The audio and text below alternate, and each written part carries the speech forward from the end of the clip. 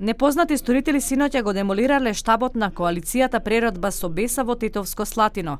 Представниците на Природба со Беса обвинија дека сторителите се активисти на ДУИ.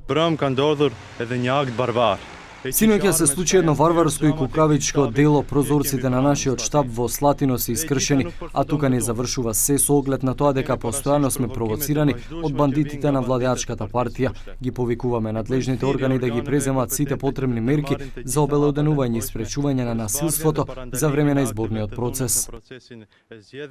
Од друга страна, носителот на кандидатската листа од коалицијата Природба со Беса во петата изборна единица, Арбен Лабеништи, синоќа во Струга ја обвини ДУИ низиниот лидер за бедната состојба на албанците во Македонија.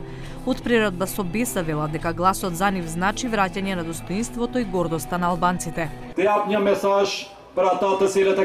Им порачувам на оние што ја изгубија борбата со народот, за оние кои веќе сватија дека се горко минато на албанците во Македонија, за оние кои вршат притисок врз администрацијата и бизнисмените, од овде ви порачувам доста суцени.